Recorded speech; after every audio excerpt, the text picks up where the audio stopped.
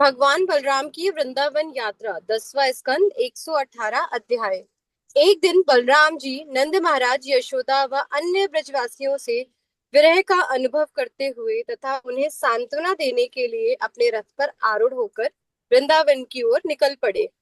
ग्वाल बड़े हो गए थे। विरह की पीड़ा में बलराम जी को देखते ही उन्हें गले लगा लिया। बलराम जी ने नंद महाराज और यशोदा के चरणों को प्रणाम किया। बलराम जी को आलिंगन किया और अपनी गोद में बिठाकर निरंतर आंसू बहाते रहे। वृंदावन में सब निवासी बलराम जी से मिलने लगे और अपने अपने संबंध के अनुसार उनसे व्यवहार करने लगे। उनके चारों ओर भीड़ लग गई थी और वे सब एक दूसरे की कुशल क्षेम पूछने लगे। राम, तुम्हारे सब परिजन कुशल तो है ना? क्या उन्हें हमारी याद नहीं आती है? गोपियों ने कहा, श्री कृष्ण मथुरा की स्त्रियों के संग में सुखी तो है ना? क्या वे हम कभी अपने माता पिता एवं अन्य परिजनों का स्मरण नहीं करते क्या? और क्या कभी कृष्ण अपने माता पिता से मिलने वृंदावन आएंगे? श्री कृष्ण के लिए हमने अपने परिवार को त्याग दिया। हम लोग प्रतिदिन फूल तोड़कर श्री कृष्ण के लिए हार बनाती हैं। हम तो देहात की गंवार गोपियां हैं और हमें यह कहकर कि क्या मैं तुम्हारा ऋण कभी नहीं चुका सकता, श्री कृष्ण ने हमें धोखा दिया है। इस प्रकार की बातें करते हुए गोपियों का प्रेम अत्यंत तीव्र हो उठा। श्री कृष्ण की हंसी, उनके साथ की गई बातों, उनके हाव भाव और उनके आलिंगनों का स्मरण करते हुए गोपियों को लगा मानो श्री कृष्ण उनके सामने खड़े हैं और बिना कुछ विचार किए वे रोने लगी। बलराम जी भली भांति गोपियों के दिव्य भावों को समझ रहे थे और इसलिए वे उन्हें सांत्वना दे रहे थे। समझाने बुझाने की कला में अत्यंत निपुण बलराम जी ने श्री कृष्ण द्वारा भेजा गया गुप्त संदेश उन्हें सुनाया। गोपियों के हृदय को गहराई तक छू गया और उनके मन शांत हो गए। बलराम जी चैत्र और वैशाख के 2 महीने वृंदावन में रहे। रात्रि गोपियों की प्रेम इच्छाओं को पूर्ण करने के लिए उन्होंने रासलीला की। आचार्य बताते हैं कि जिन गोपियों के साथ बलराम जी ने रासलीला की वे श्री कृष्ण की गोपियों से अलग थी। श्री कृष्ण की रामलीला के समय बलराम जी की ये गोपियां बहुत छोटी थी। यमुना नदी के निकट एक उपवन में बलराम जी इन असंख्य स्त्रियों के साथ विरह कर रहे थे। वायु रात में खेलने वाले कमल पुष्पों की सुगंध चारों ओर फैल रही थी। गोपियां बलराम जी का यशोगान करके उन्हें अत्यंत सुख दे रही थी। तभी बलराम जी के मन में गोपियों के साथ यमुना में जल में खेलने की इच्छा हुई। उन्होंने यमुना को अपने पास आने की आज्ञा दी तो यमुना उन्हें नशे में चूर समझकर उनकी आज्ञा की उपेक्षा कर दी। बलराम जी क्रोधित हो गए। उन्हें तुरंत अपना हल उठाकर उन्होंने उसे भूमि पर दे मारा और बलाक नदी को अपनी ओर खींचने लगे। भयभीत यमुना तुरंत वहां आ पहुंची और बलराम जी के चरण कमलों पर गिर पड़ी और कांपते हुए कहा, हे राम, हे महाबाहु, कृपया मुझे मेरी दृष्टता क्षमा करे। मैं आपकी भगवत्ता को समझ नहीं पाई थी। मैं आपकी शरणागत हूँ। आप भक्त वत्सल्य हैं और सदैव अपने भक्तों का अनुग्रह करते हैं। बलराम जी ने यमुना को मुक्त कर दिया और जब यमुना स्वेच्छा से निकट बहने लगी तब बलराम जी अपनी गोपियों के साथ उनके जल में प्रवेश करके विहर करने लगे। कुछ समय खेल कर जब वे बाहर आए तो उस समय स्वयं लक्ष्मी देवी उनके लिए नीले वस्त्र तथा स्वर्णिम कंठहार लाई। उन्हें पहनकर बलराम जी अत्यंत सुंदर दिख रहे थे। इस प्रकार वे 2 महीने ऐसे बीत गए मानो एक रात हो। ब्रजवासियों ने एक बार फिर से उसी आनंद को लूटा जो एक समय वे कृष्ण बलराम की संगति में लिया करते थे। हरे कृष्णा। हरे कृष्णा शैलजा मित्तल माता जी, thank you. Hare Krishna. Thank you. Welcome माता जी। अब नेक्स्ट है चैप्टर नंबर, अध्याय नंबर 68। मिथिलेश माता माता जी, जी। I am class. हाँ जी। मैं क्लास लीव कर रही हूँ माता जी। ओके ओके शैलजा मित्तल जी, माता जी, Hare thank Krishna. You. Thank you, आपने मतलब इतना बिजी होने पे भी प्रेजेंट किया, थैंक यू माता जी। नहीं नहीं माता जी, तो मेरा सौभाग्य है कि मुझे सेवा मिल रही है भगवान के लिए वो पढ़ने की। हाँ जी, थैंक धन्यवाद। यू। धन्यवाद। अध्याय 68, धेनुकासुर का वध। मिथिलेश माता जी आप तैयार करके लाई हैं। मिथिलेश माता जी, हरे कृष्णा। मेरे का कौन सा था? मैं माता तो नहीं जी, तुरंत बोल दिया था। माता जी कल लिस्ट भेजी गई थी, भावना जी ने एक लिस्ट भेजी थी। अरे मैं तो देखी नहीं। आप कल मैं ना बिजी थी बहुत काम में, तो इसलिए नहीं, क्योंकि हमारी आँख पूछती है आज, तो कल सारा दिन इसी टाइम काम में निकल गया मुझे। तो आप कौन सा था? देखिए, उन्होंने एक नई लिस्ट भेजी है जिसमें उन्होंने अध्याय के नाम के साथ साथ आप सबके नाम भी लिखे गए हैं, वॉलंटियर्स नेम लिखे गए हैं। तो फिर माता जी, आप लोगों को प्लीज, आप लोगों से विनती है कि प्लीज एक बार वो ग्रुप में जो कुछ भी भेजा जाता है उसे चेक कर लिया करें। हाँ ये तो बात ठीक है, लेकिन बस मेरे दिमाग से उतर गई माता जी, क्या करूँ। अब मैं देखती हूँ कौन सा चैप्टर है। ठीक है, चैप्टर 68, धेनुकासुर का वध। ये मेरा आपको है ये? पढ़ना था। जी हाँ, आपको असाइन किया गया था। अरे तो मैंने तो देखा नहीं। अब मैं चलिए, क्या बोलूं, बताइए। अब माता जी अगर आप उस लिस्ट को पढ़ लेते तो शायद आप तैयार कर हाँ तब लेते। तो बोल ही देती मैं। हाँ जी, हाँ जी। अरे तो अब आगे चलिए ना, हाँ लतीका जी, हाँ, आगे अब चलिए। नेक्स्ट 69, कालिया मर्दन। पीके गुप्ता प्रभु जी वो प्रेजेंट नहीं है। 77, गोवर्धन पूजा। मैं पुष्पा हूँ। जी, सॉरी प्रभु जी आप आ गए, ठीक है, आपने ज्वाइन कर लिया। मैं हूँ, करती हूँ। कालिया मर्दन करिए, आपने किया है प्रभु जी।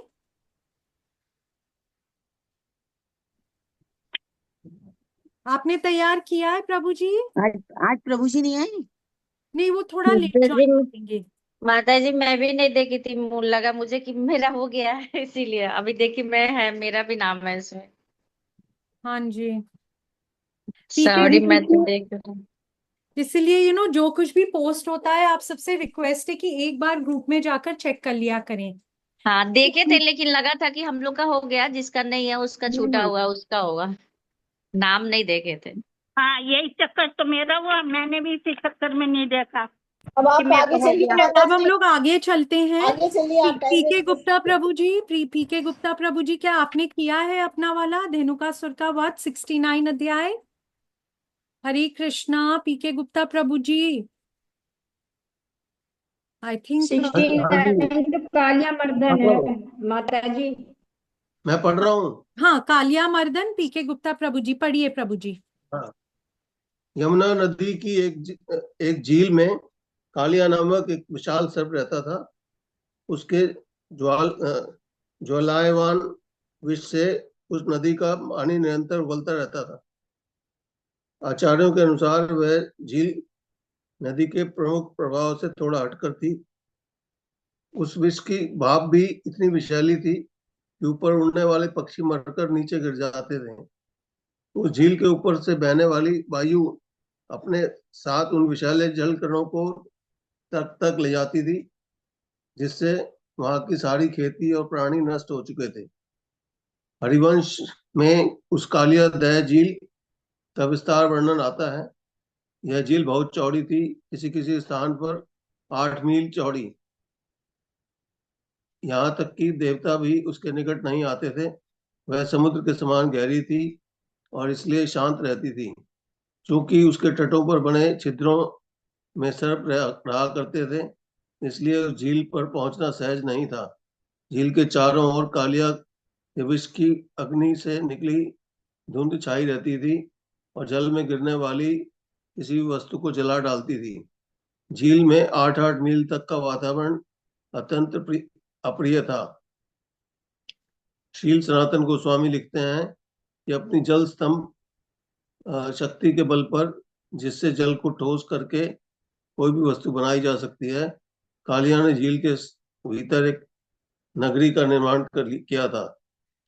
कृष्ण जानते थे कि कालिया ने अपने विष से झील को विषैला किया हुआ है।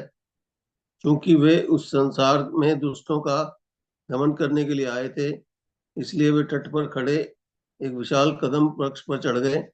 मीलों दूर तक वही एकमात्र वृक्ष वहां जीवित था, क्योंकि वर्षों पूर्व गरुड़ ने उस पर अमृत की बूंदें छिड़की थी। स्वयं को मुठभेड़ के लिए तैयार करते हुए कृष्ण ने अपनी कमर कसी, बालों को बांधा और एक पहलवान की भांति अपनी भुजाओं को थपथपाया। कृष्ण ने के झील में छलांग लगाते ही सारे सर बुरी तरह उद्विग्न हो उठे। उनकी सांसें तेज हो गई, जिससे झील का जल और दूषित होने लगा। भगवान ने इतनी जोर से छलांग लगाई थी, झील में उफान आ गया और उसका जल 100 धनुषों की लंबाई तक बाहर आने लगा। कृष्ण हाथियों के राजा के समान उस झील में खेलने लगे और तैरते हुए अपने दोनों हाथों से वेग पूर्वक जल को आंदोलित करने लगे। उन आवाजों को सुनकर कालिया समझ गया कि कोई अवैध व्यक्ति उनकी झील में घुस आया है। उसका क्रोध 7वें आसमान पर पहुंच गया और तत्क्षण उस स्थान पर पहुंचा। कालिया ने अपने सम्मुख कृष्ण को देखा। उन्होंने पीत वस्त्र धारण किए थे और वे अत्यंत सुकोमल प्रतीत होते थे। वे मंद मंद मुस्कुरा रहे थे और उनके चरण कमल पुष्प के कोश जैसे दिख रहे थे। वे निर्भय होकर पानी में खेल रहे थे। कृष्ण के इतने सुंदर रूप में वहां प्रकट होने के बावजूद भी द्वेषी कालिया ने उनकी छाती पर डंक मारा, उन्हें अपनी कुंडली में लपेट लिया। बाहर खड़े ग्वाल बाल उसे देखकर अत्यंत चिंतित हो उठे। कृष्ण ही उनके सर्वस्व थे और जब उन्होंने कृष्ण को कालिया की मजबूत प्रकट से निस्सहाय देखा, तो उनकी बुद्धि शोक और दुख के भय से जड़ हो गई और वे अचेत होकर भूमि पर गिर पड़े। गायें, बैल और बछड़े सब दीन स्वर में रोने लगे। अपने नेत्र कृष्ण पर केंद्रित करके भयवश वे मानो पत्थर की मूर्ति बन गए। वे रोना चाहते थे, परंतु इतने स्तभित हो गए कि आंसू नहीं निकल पाए। वृंदावन में 3 प्रकार के अपशकुन दिखाई देने लगे। धरती पर, आकाश में और प्राणियों के शरीरों में।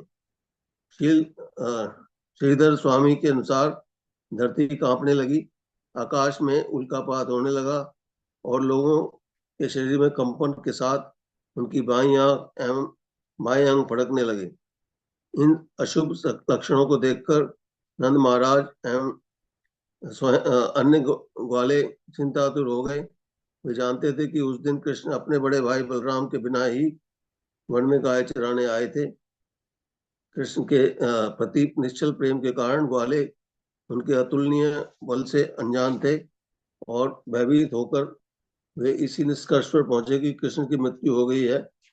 शोक, दुख और भय से आतंकित हो वृंदावन में सब बच्चे, स्त्रियां, पुरुष तथा वृद्ध कृष्ण को खोजने के लिए तुरंत अपने गांव के बाहर निकल आए। उस समय जब प्रत्येक व्यक्ति चिंतित था, बलराम जी शांत खड़े मुस्कुरा रहे थे। वे अपने छोटे भाई की वास्तविक स्थिति को से भलीभांति अवगत थे। कृष्ण के चरण चिन्हों का पीछा करते हुए जो कमल पुष्प, जौ, अंकुश, वज्र और ध्वजा से अंकित थे, वृंदावन वासी द्रुत गति से यमुना के तट पर पहुंचे। क्योंकि व्यक्ति आश्चर्य कर सकता है कि असंख्य ग्वाल बालों और गायों के साथ चलने के बाद यह कैसे संभव है कि कृष्ण के चरण से न मिटे हों। शील सनातन गोस्वामी व्याख्या करते हैं कि समस्त ब्रजवासी अत्यंत सावधानी पूर्वक श्री कृष्ण के चरण चिन्हों को संरक्षित रखते थे और कभी उनके ऊपर नहीं चलते थे। कालिया देह के पास पहुंचने पर ब्रजवासियों ने दूर से ही कृष्ण को देखा, जो उस कालिना की कुंडली में लिपटे निसहाय दिख रहे थे। तब उन्होंने देखा कि सब ग्वाल बाल तट पर अचेत पड़े हैं और गायें एक और खड़ी होकर रो रही हैं। यह देखकर ब्रजवासी अत्यंत उद्विग्न और भ्रमित हो गए। सदैव अपने अंतःकरण में कृष्ण से प्रेम करने वाली युवा गोपियों ने जब उन्हें स्वर्ग के शिकंजे में देखा, तो उन्हें रह रहकर कृष्ण की प्रेम भरी मित्रता, उनकी मुस्कान, उनके कटाक्ष तथा उनके साथ हुई बातों का स्मरण होने लगा। उनका चित्त पीड़ा की अग्नि में जलने लगा और उनके लिए संपूर्ण सृष्टि शून्य प्राय हो गई। माता यशोदा तो कृष्ण की रक्षा करने के लिए यमुना में उतरने लगी, परंतु अन्य गोपियों ने जैसे तैसे उन्हें रोका। निरंतर अश्रु बहाती हुई ये गोपियां मृत शव के समान खड़ी थी, परंतु यशोदा को सांत्वना देने के लिए वे उन्हें कृष्ण की लीलाएं सुनाने लगी। तभी बलराम ने देखा कि नंद महाराज एवं अन्य ग्वाले कालिया देह में प्रवेश करने की तैयारी कर रहे थे। कृष्ण की वास्तविक शक्तियों से पूरी तरह अवगत बलराम जी कुछ ग्वालों को अपने हाथों में कुछ को बोलकर और कुछ को अपनी मुस्कान भरी दृष्टि की शक्ति से रोकने लगे। लगभग 2 घंटे तक कृष्ण उस सर्प के चंगुल में थे और एक समान मनुष्य का अभिनय कर रहे थे, परंतु जब उन्होंने देखा कि ब्रजवासियों के प्राण बस निकलने ही वाले हैं, उन्होंने हल्का सा झटका दिया और उस सर्प के बंधन से को तोड़ दिया। कृष्ण ने अपना शरीर बढ़ाना आरंभ कर दिया और असीम पीड़ा के कारण कालिया को उन्हें छोड़ने के लिए बाध्य होना पड़ा। पराजित कालिया शुद्ध हो उठा और अपने भयानक फन फैला लिए वे तेज सांस लेते हुए अपने नथुनों से विषैली वायु छोड़ रहा था। उसकी आंखें अग्नि के समान धधक रही थी। विषैली अग्नि से युक्त अपनी आंखों से निरंतर कृष्ण को घूर कर देखते हुए वह बार बार अपनी शिखा की जिह्वा से दिव शिखाए जीभ से अपने होठों को चाट रहा था, परंतु कृष्ण कालिया के चारों ओर तेजी से चक्कर लगाते हुए उसी प्रकार खेलने लगे जिस प्रकार सांप को पकड़ने के लिए पहले गरुड़ कुछ समय के लिए उसके साथ खेलता है। कालिया भी भगवान को डसने का अवसर ढूंढने के लिए उनका पीछा करने लगा। अंततः कालिया थककर चूर हो गया। इस अवसर को देखकर कृष्ण ने अपने एक हाथ से कालिया के फन को नीचे दबाया और उसके ऊपर जा चढ़े। समत कलाओं के स्रोत और नृत्य के में पारंगत श्री कृष्ण तब कालिया के फनों पर नृत्य करने लगे और कालिया के सिर पर लगे विभिन्न रत्नों की आभा से उनके चरण कमल एक विशिष्ट लालिमा से सुशोभित हो गए। जब स्वर्ग के निवासियों जैसे गंधर्वों, सिद्धों, महर्षियों, चारणों तथा देवताओं की पत्नियों ने भगवान की नृत्य कला से उस अद्भुत प्रदर्शन को देखा तो वे सब तुरंत नीचे आ गए। अत्यंत हर्षित होकर वे भगवान की स्तुति करने लगे और उनके इस नृत्य को और रंगारंग बनाने के लिए विभिन्न वाद्य यंत्र बजने लगे। कालिया के 101 प्रमुख फन थे और जैसे ही कोई फन थोड़ा ऊपर उठता कृष्ण उसके अपने चरण कमलों से तीव्र आघात से उसे दबा देते। कालिया अपने समक्ष साक्षात मृत्यु को देखने लगा और उसका सिर चकराने लगा और असहनीय पीड़ा से में वह अपने चारों मुखों और नथुनों के विष की उल्टी करने लगा। एक दृष्टि से वह विष नहीं अपितु अपने पापों की उल्टी करके उन्हें कम कर रहा था। आंखों से भी विष उगलते हुए कालिया के अंदर अब अपने फनों को उठाने का अधिक साहस नहीं रहा। बीच बीच में जब वह अपना कोई फन उठाता तो कृष्ण तुरंत उसे दबा देते और जैसे ही वे उसे दबाते आकाश मार्ग से देवता उस पर पुष्प वर्षा करने लगते। कृष्ण के प्रबल नृत्य ने कालिया के 1000 फनों को विदीर्ण कर दिया। प्रचुर मात्रा में रक्त वमन करते हुए अंततः उसे समझ में आने लगा कि कृष्ण ही आदि भगवान श्री नारायण है। मन ही मन में भगवान के चरण कमलों का आश्रय लेने लगा। कालिया की पत्नी भगवान की महान भक्ति और वे अक्सर कालिया से श्री कृष्ण की शरण लेने का आग्रह किया करती थी। मृत्यु के कगार पर पहुंचकर कालिया को उनके सदुपदेश स्मरण होने लगे। कालिया की गरुड़ से पुरानी शत्रुता था, परंतु वह समझ गया कि आज उसका प्रतिद्वंदी गरुड़ से भी हजारों गुना अधिक शक्तिशाली है और इसलिए वह स्वयं भगवान के अतिरिक्त अन्य कोई नहीं हो सकता। जब नागपत्नियों ने देखा कि कृष्ण के भार से कालिया थक गया है और उसके छत्र जैसे फन भगवान के नाचने से विदीर्ण हो चुके हैं, तो उनके हृदय अत्यंत दुखी हो गए। उनके वस्त्र, आभूषण तथा बाल बिखर गए और वे श्री कृष्ण के पास आईं। श्री विश्वनाथ चक्रवर्ती ठाकुर ने के अनुसार कालिया की पत्नियां अपने पति के क्रूर स्वभाव से घृणा करती थी, इसलिए कई बार वे सोचती थी यदि वह नास्तिक मर जाए तो अच्छा होगा, हम विधवा बनकर भगवान का भजन किया करेंगी। परंतु आज जब उन्होंने कालिया के चेहरे पर पश्चाताप की भावनाएं देखी तो वे सोचने लगी, हम कितनी सौभाग्यशाली हैं कि हमारे पति वैष्णव बन गए हैं, हमें उनकी रक्षा करने के लिए हर संभव प्रयास करने चाहिए। उन्होंने अपने बच्चों को सामने रखा और यमुना तट पर गिर कर लेटते हुए भगवान को प्रणाम किया। भगवान की प्रार्थनाएं करती हुई वे बोली, हे भगवान, आपने इस द्वेषी सर्प को जो दंड दिया है वह सर्वथा उचित है। वास्तव में यह उसके शुद्धिकरण के लिए आपकी विशेष कृपा ही है। हे भगवान, क्या हमारे पति ने अपने पूर्व जन्म में बहुत पुण्य किए थे जिसके कारण आप उन पर इतने प्रसन्न हैं, अन्यथा यह कैसे संभव है कि सर्प की पाप योनि में जन्म लेने के बाद भी उन्हें आपके चरण कमलों की धूली अपने सिर पर धारण करने का सौभाग्य प्राप्त हो पाया। आपकी चरण धूलि के लिए जो लक्ष्मी जी ने भी अपनी समस्त इच्छाओं का परित्याग करके सैकड़ों वर्ष तपस्या की थी।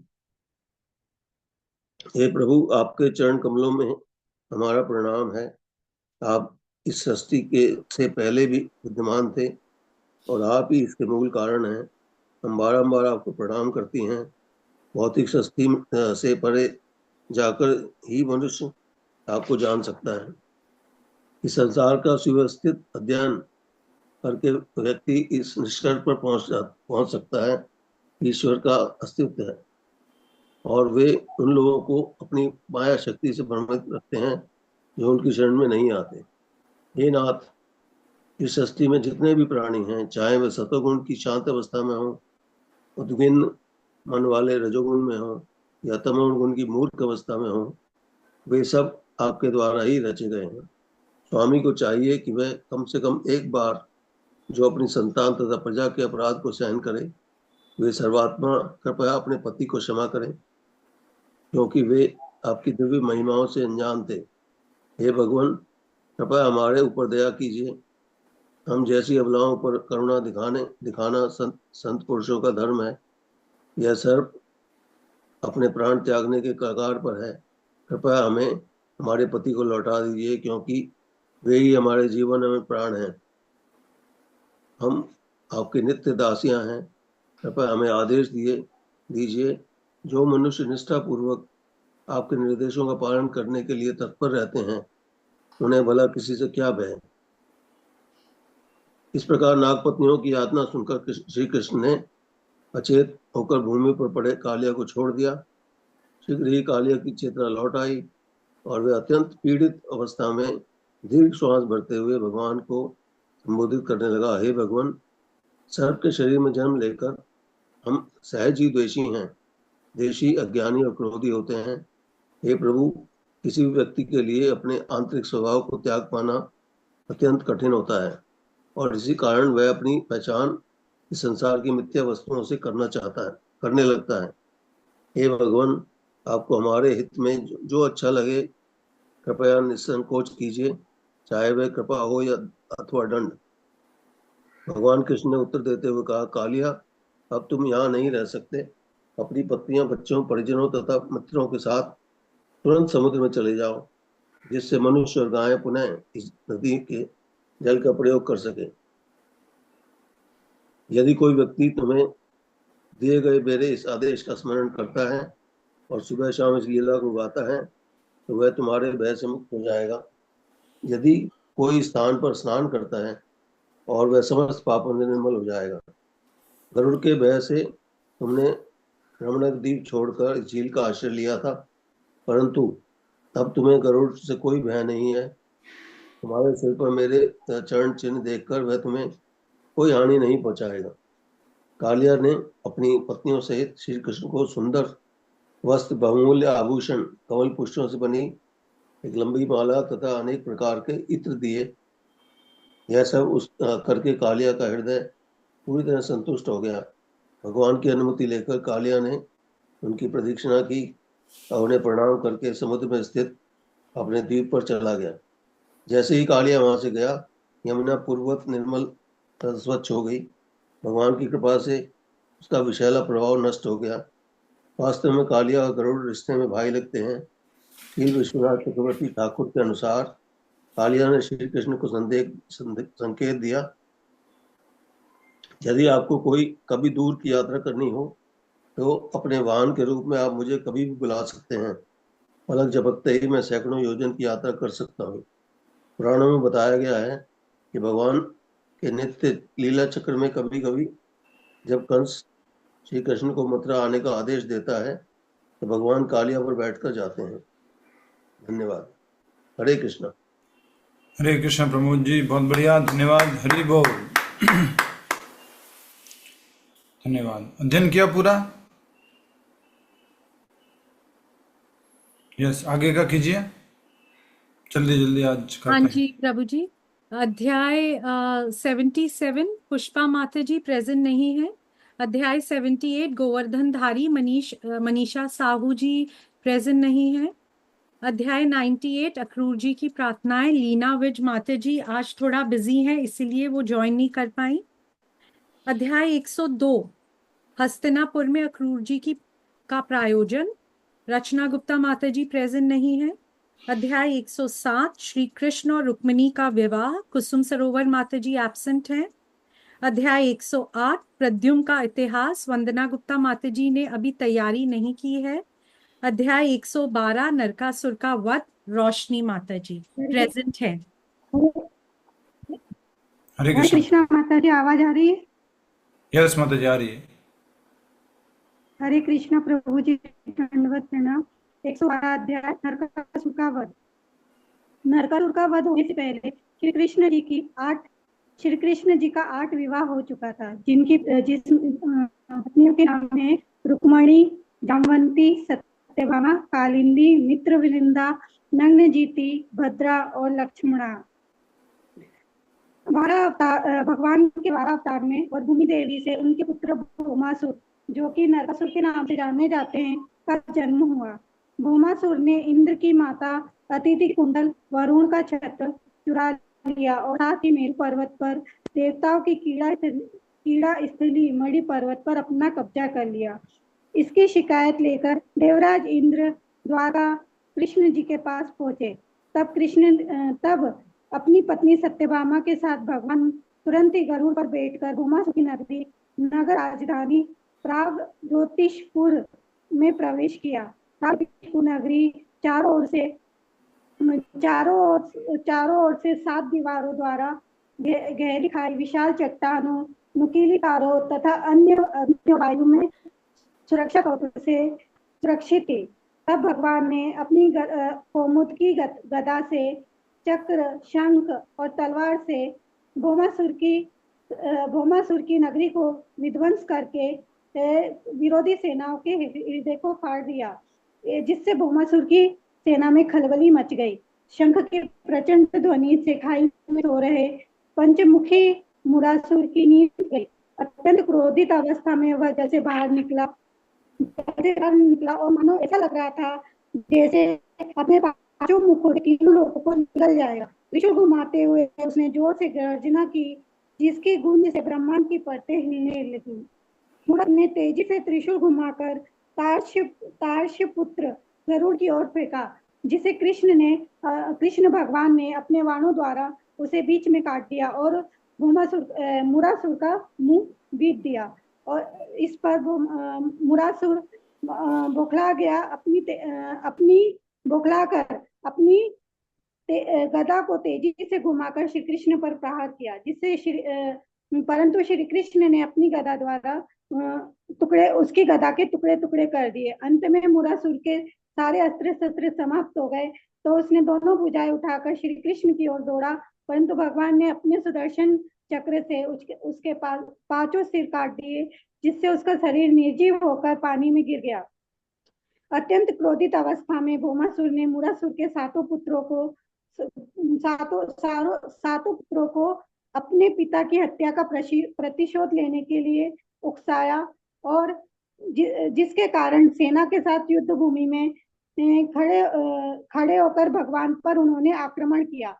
भगवान ने अपने बाणों द्वारा उन सातों पुत्रों के अस्त्र शस्त्र को काट दिया और उनके सिर जंगाए भुजाएं काटकर उन सबको यमलोक भेज दिया।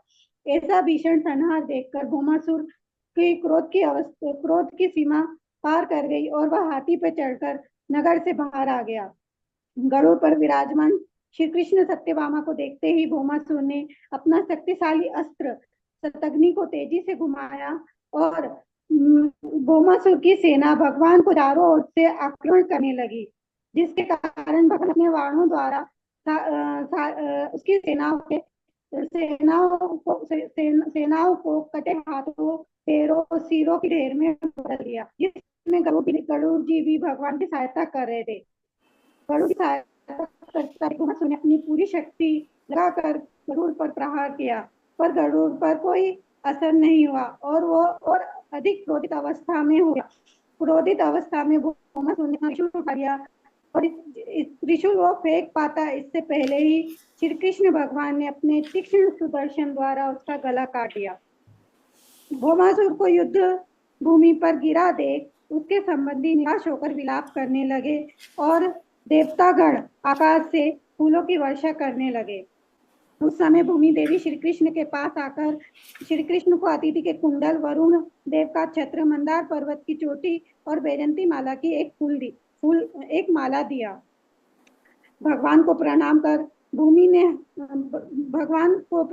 भूमि देवी ने भगवान से भौमासुर का पुत्र भगदत्त को अपनी शरण में लेने की बात कही और भगवान ने उस पर अपना हाथ रखकर उसे आश्रय प्रदान कर भगदत्त को निर्भय प्रदान कर श्री कृष्ण भगवान ने भौमासुर के महल में प्रवेश किया। वहां उन्होंने 16,100 राजकुमारियों को कैद से मुक्त किया और 16,100 राजकुमारियों ने श्री कृष्ण भगवान को देखते ही मन ही मन अपना पति स्वीकार कर लिया। इस पर श्री भगवान ने उनके मन के विचारों को जानते हुए श्री कृष्ण भगवान ने सभी राजकुमारियों को स्वीकार किया और उन्हें पालकी में बैठाकर द्वारका भिजवा दिया। साथ ही वहां से प्राप्त जो भी अतुल संपत्ति थी और ऐरावत हाथी के जो वंशज 4 दांतों वाले 64 सफेद हाथियों को भी भेज दिए। उन्हें भिजवाकर श्री कृष्ण भगवान सत्यभामा के साथ इंद्र की नगरी पहुंचे और इंद्र भगवान ने अपनी पत्नी के साथ उनका आदर सत्कार किया। भगवान ने अदिति माता के कुंडल इंद्र भगवान को सौंप दिए और वहां से लौटते समय श्री कृष्ण भगवान को याद आया कि उन्होंने सत्यभामा को पारिजात फूल देने का वचन दिया था। श्री कृष्ण के कहने पर सत्यभामा ने बिना इंद्र और अन्य देवताओं की अनुमति लिए पारिजात का पौधा उखाड़कर गरुड़ की पीठ पर रख दिया। इस पर इंद्र और अन्य देवता खींच गए और उन्होंने श्री कृष्ण भगवान से युद्ध और लड़ाई लड़ने के लिए तैयार हो गए। श्री कृष्ण भगवान ने उन्हें युद्ध में परास्त किया और परास्त करने के बाद जो भी पारिजात का फूल उखाड़ कर लाए थे वह सत्यभामा के महल के बगीचे में रोप दिया। द्वारका लौटकर श्री कृष्ण भगवान ने 16,100 रूपों में अपना विस्तार किया और प्रत्येक राजकुमारी जो कि लक्ष्मी जी का विस्तार थी के साथ विवाह किया। उसके बाद वे सभी रानियां 16,100 रानियां श्री कृष्ण भगवान को रिझाने लगी और उनसे अपने आत्मीय संबंध स्थापित किए। प्रत्येक रानी के महल में हजारों दासियां थी, परंतु प्रत्येक रानी स्वयं ही श्री कृष्ण भगवान की सेवा करने में अपनी प्रसन्नता समझती थी। इसलिए उन्होंने श्री कृष्ण भगवान की सेवा स्वयं ही भगवान का, जैसे कि स्वयं ही भगवान का स्वागत करना, उन्हें आसन देना, पूजा सामग्री देना, चरण कमल धोना, चरणों को दबाना, पंखा करना, फूल मालाओं से सजाना, बाल संवारना, स्नान करवाना, नाना प्रकार के व्यंजन खिलाना, विश्राम करने के लिए कहना आदि कार्य वह स्वयं करती थी। इस प्रकार श्री कृष्ण भगवान की 16,108 रानियां हुई। हरे कृष्णा। प्रभु जी दंडवत प्रणाम। धन्यवाद माता जी। हरे कृष्णा माता।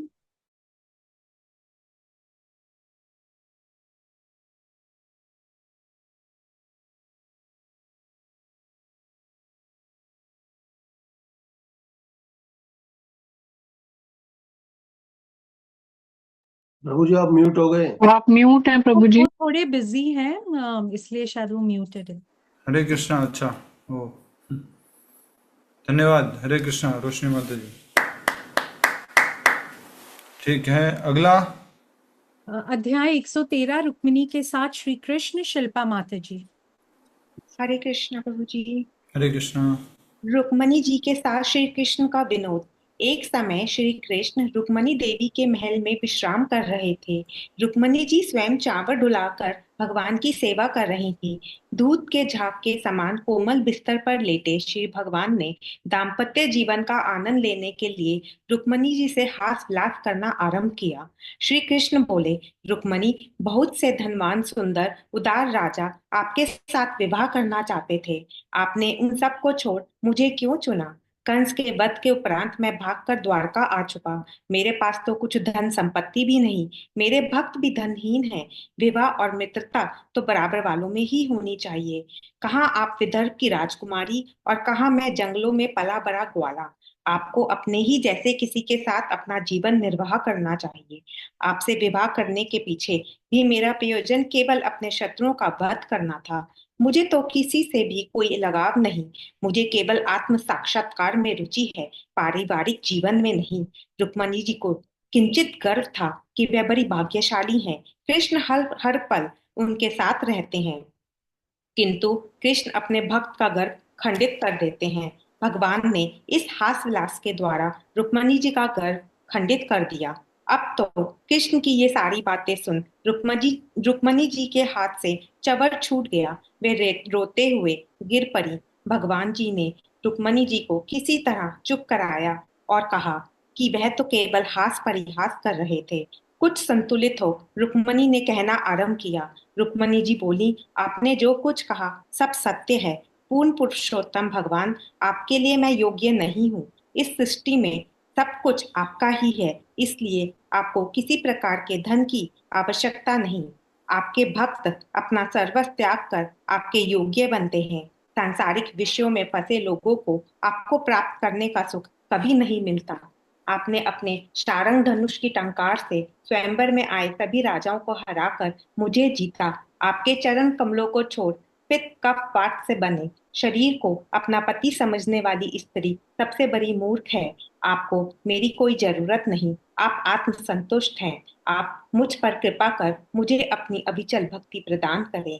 यह सब सुन भगवान ने रुक्मणी जी से कहा कि आपका प्रेम मेरी सारी पत्नियों में सबसे श्रेष्ठ है।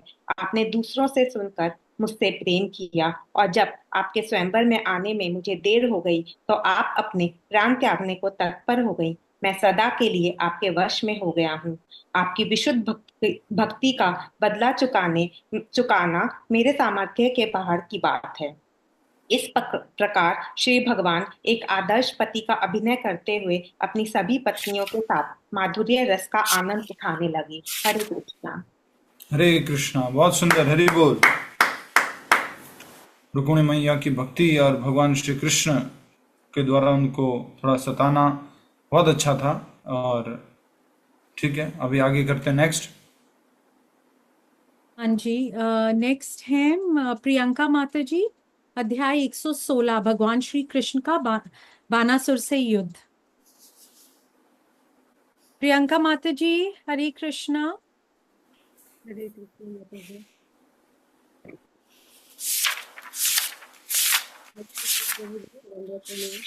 तो जोर से बोलिएगा, भगवान श्री कृष्ण का बाणासुर से युद्ध। आवाज नहीं आ रही, थोड़ा जोर से बोलिए।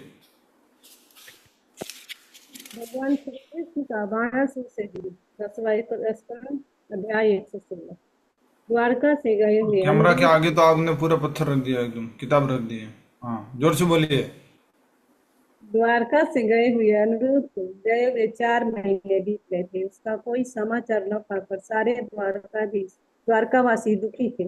तभी वहां नारद मुनि आकर विस्तार पूर्वक सारी कहानी बताई।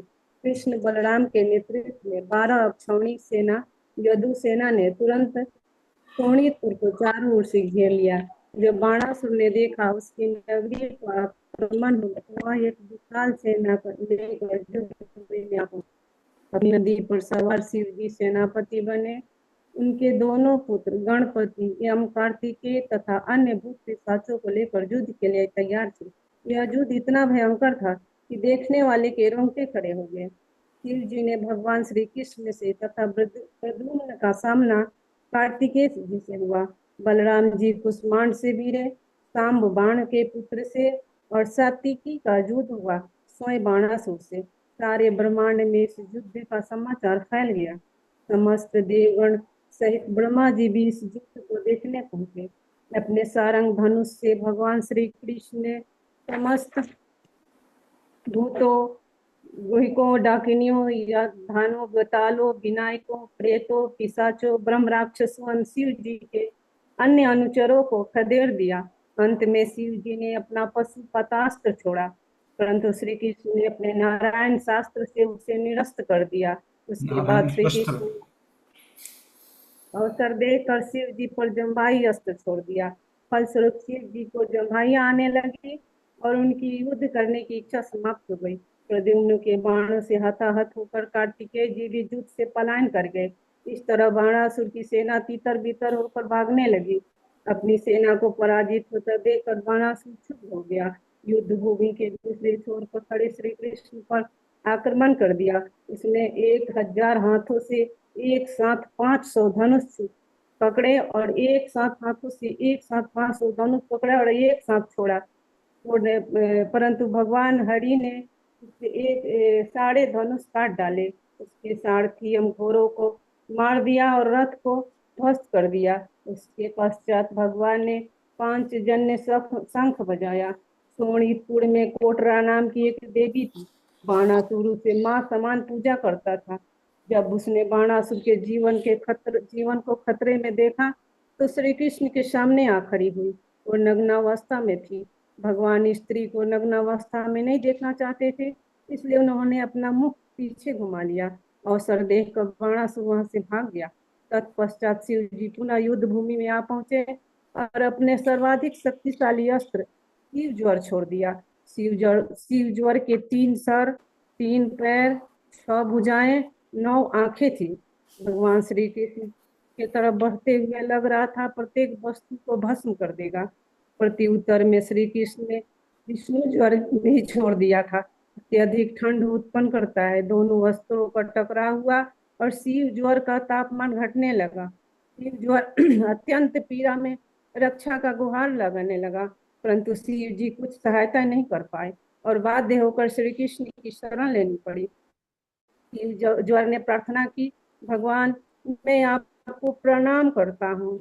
काल, नियति, कर्म, प्रवृत्ति तथा जड़ शरीर ये सब मिलकर आपकी माया का निर्माण करते हैं और वह माया जीव के अंतहीन पीड़ा चक्र का कारण बनती है।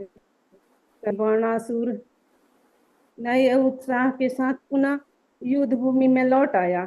अपने 1000 भुजाओं से भगवान के शरीर पर प्रहार करने लगा। प्रत्युत्तर में भगवान ने अपनी सुदर्शन चक्र चलाया और वृक्ष की शाखाओं को काटने के समान उसकी भुजाओं को काटने लगे। अपने शिष्य की निसहाय अवस्था देखकर शिव जी भगवान के समक्ष आकर प्रार्थना करने लगे। शिव जी ने कहा, आप परम सत्य हैं, आप आकाश के समान पूर्ण पवित्र हैं, इसलिए निष्कलंक चित्त वाले व्यक्ति ही आप देख सकते हैं। हे सर्वशक्तिमान, जिस प्रकार बादलों से छिपे होने पर सूर्य आकाश में प्रकाश करता है, उसी प्रकार प्रकृति के गुणों से छिपे होने पर भी आप आत्म प्रकाशित हैं। आप संपूर्ण सृष्टि के मूल बीज हैं। जिस प्रकार फल के भीतर बैठा कीड़ा उस फल के पूरे आकार को नहीं समझ सकता, उसी प्रकार बद्ध जीव आपकी भगवत्ता को नहीं समझ सकता।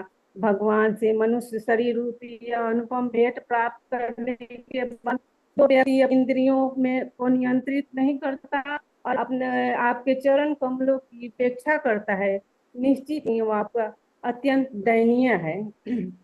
भगवान ने बाणासुर मेरा प्रिय तथा विश्वसनीय अनुचर है, और मैंने इसे निर्भय का वरदान दिया हुआ है। प्रहलाद और बलि के साथ इसके संबंध के कारण थोड़ा विचार कीजिए और इस पर कृपा कीजिए, जैसा इसके पूर्वजों पर आपने कृपा की थी। भगवान कृष्ण ने उत्तर दिया,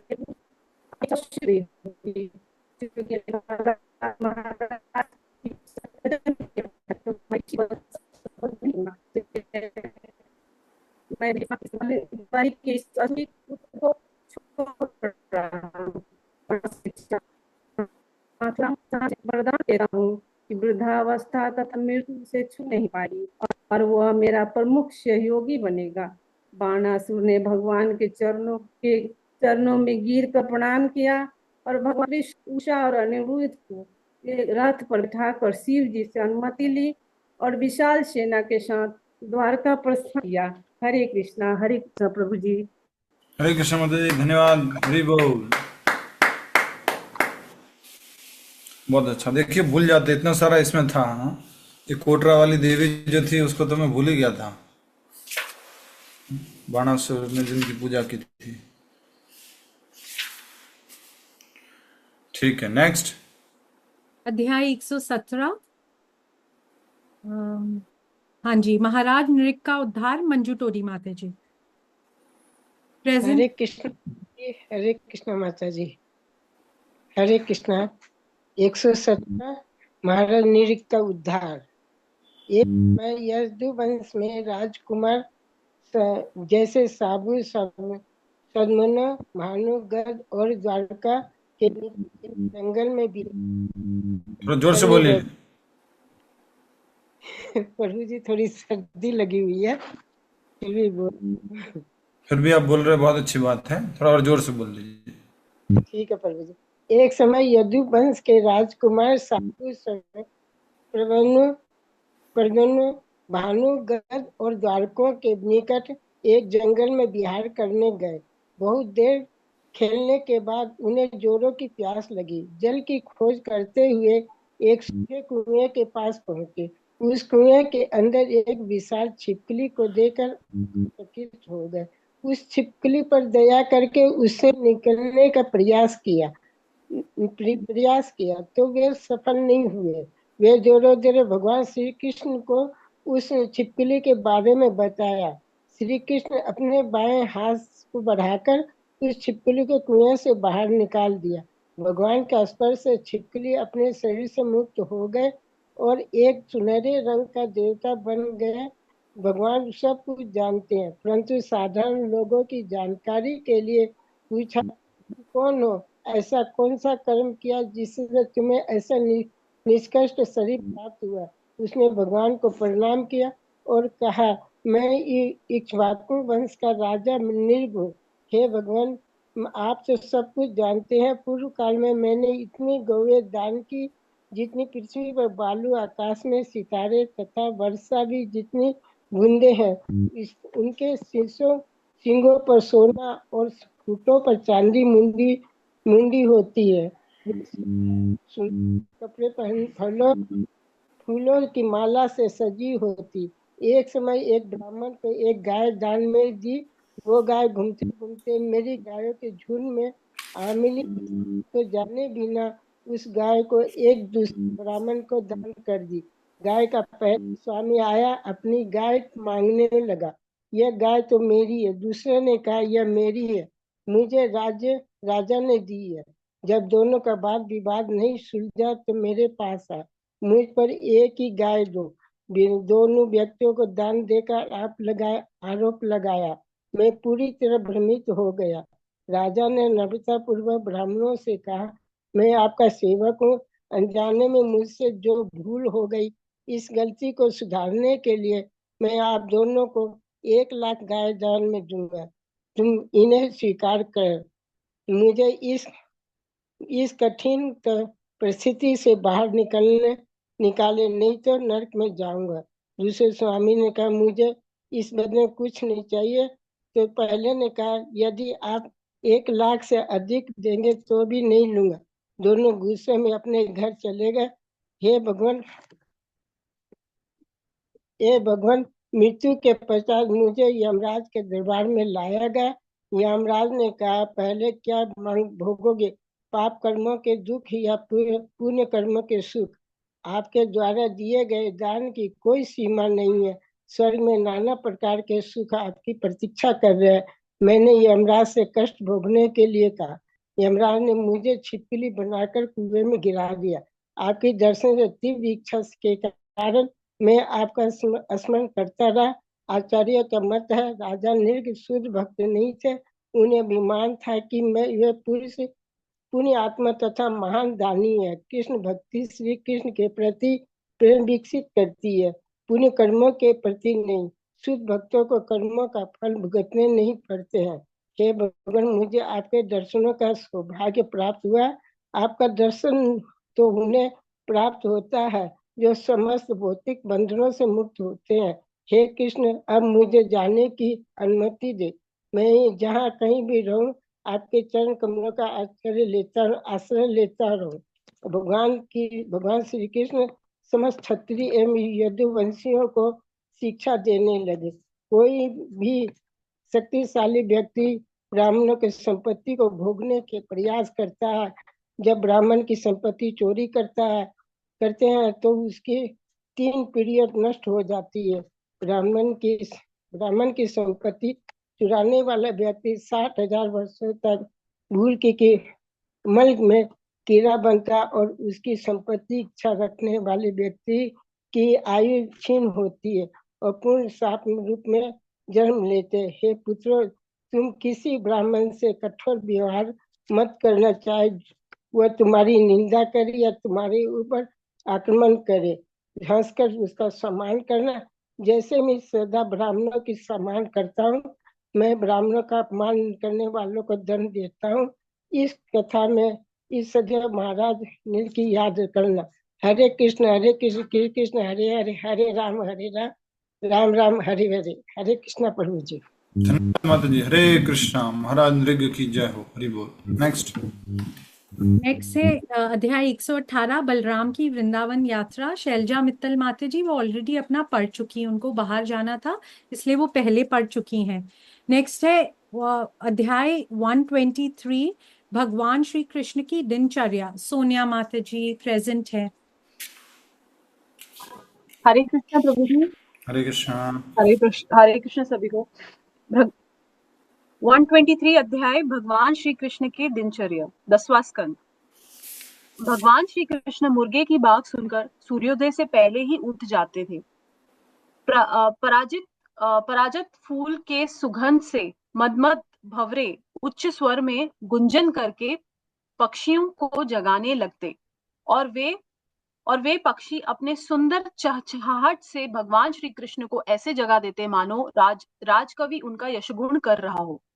ब्रह्म मुहूर्त की शुभ बेला आते ही अपने प्रियतम की बाहों में लेटी रुक्मणी खिन्न हो जाती, क्योंकि उन्हें भगवान से विलय होना पड़ता। सबसे पहले श्री कृष्ण अपने हाथ पैर और मुंह धोते और स्वयं अपने ऊपर ध्यानमग्न हो जाते। इसके बाद वे स्नान करके स्वच्छ वस्त्र पहनते, दैनिक पूजा पाठ एवं करते, गायत्री मंत्र का जाप करते तथा देवताओं एवं पितरों की पूजा करते। इसके पश्चात श्री कृष्ण ब्राह्मणों को विभिन्न वस्तुएं दान में देते। ये श्री कृष्ण का ये श्री कृष्ण का नियम था कि वे प्रतिदिन 13,084 शांत स्वभाव वाली गायें को दान करते। प्रचुर मात्रा में दूध देने वाली ये सब गायें सुंदर वस्त्रों से सजी होते और उनके खुर चांदी के मदे होते। इसके बाद श्री कृष्ण दूध, अग्नि, शहद, घी, सोना तथा रत्नों का स्पर्श करते। फिर वे कौस्तुभ मणि एवं फूलों की हारों से स्वयं को सजाते और अपने शरीर को पर चंदन आदि का लेप करते। तत्पश्चात श्री कृष्ण गाय और बछड़े की संगमरमर की मूर्ति को देखते और फिर वे भगवान विष्णु या शिव जी के मंदिर में पूजा करने के लिए जाते। प्रातःकालीन भोजन से पूर्व अनेक ब्राह्मण उनसे मिलने के लिए आते और वे सबका स्वागत करते। वे इस बात का ध्यान रखते कि समाज में प्रत्येक वर्ग के लोग संतुष्ट रहे, लोगों को उपहार देते, वे उनकी इच्छाएं पूरी करते और फिर उन्हें संतुष्ट देखकर स्वयं प्रसन्न होते। भगवान से मिलने के लिए आए लोग उन्हें जो भी मालाएं, तांबूल, चंदन आदि देते, वे उन्हें ब्राह्मणों अथवा अपने वरिष्ठ परिवार वालों में बांट देते। उसके बाद वे बचे हुए उपहारों को अपने रानियों एवं मंत्रियों में वितरित करते और अंत में शेष बचे वस्तुओं का स्वयं उपयोग करते। जैसे ही वे प्रातःकालीन कार्यों से निवृत्त होते, दारुक उनका रथ लेकर उनके सम्मुख हाथ जोड़ उपस्थित हो जाता। भगवान श्री कृष्ण सात्विक और उद्धव के साथ रथ पर आरूढ़ हो जाते और मधुर मुस्कान से उन्हें निहार रही रानियों के बीच अपने राजसभा की ओर प्रस्थान करते। श्री कृष्ण जानते थे कि दिन भर उन्हें उनके विरह में रानियां अत्यंत पीड़ित रहेगी, इसलिए वे भी मुस्कुराकर उन्हें विदा देते। इसे देखकर रानियों के हृदय और अधिक उनसे आकर्षित हो जाते। तत्पश्चात श्री कृष्ण स्वर्ग से लाए अपने सुधामा नामक राजसभा में प्रवेश करते, जो भोग, प्यास, वृद्धावस्था तथा मृत्यु जैसी छल सांसारिक पीड़ाओं से मुक्त थे। शोक मोह आचार्यगण व्याख्या करते हैं कि जिस समय श्री कृष्ण अपने प्रत्येक महल से बाहर निकलते थे, वे उस महल में रहने वाले निवासियों से वैदिक विदाई लेते। फिर सुदामा के सामने पहुंचकर वे सब रूप एक हो जाते और भगवान अपने पार्षदों के साथ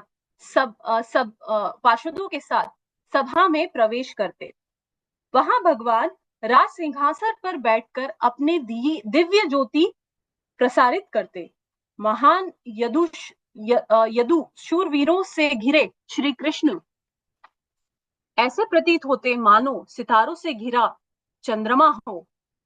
विदूषक और जादूगर वहां आकर भगवान एवं उनके पार्षदों को हंसाते और इस प्रकार सभा का वातावरण तरोताजा हो जाता।